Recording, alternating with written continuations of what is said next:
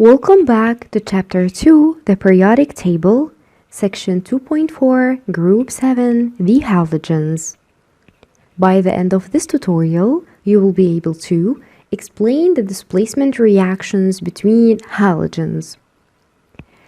So, we will be examining the displacement reactions between halogens. And there is something very important we have to shed light on, which is that we can carry out test tube reactions to check the order of reactivity of the halogens according to the following rule. A more reactive halogen will displace a less reactive halogen from solutions of its salts. For example, we can use solutions of the halogens and their salts in water, like the following: chlorine dissolved in water mixed with potassium bromide. Such an example will allow us to conclude whether chlorine is more reactive or bromide is the one who is more reactive.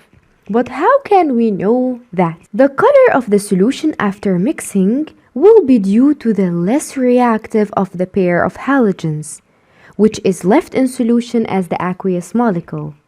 For example, if chlorine is remained inside the solution, then the solution will be a pale green color.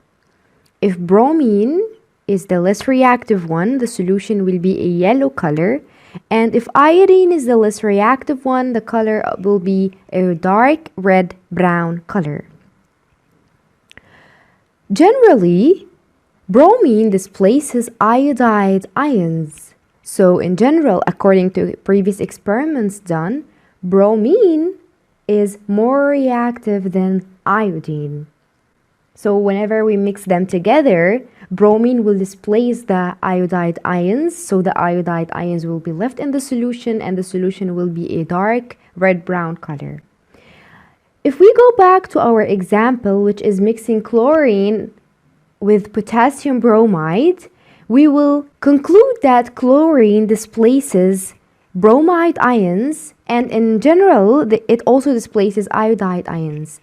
If you look at the color of the solution here, it is yellow, and this proves that the bromide ions are the ones who are less reactive, where chlorine displaced all the bromide ions in the potassium bromide solution.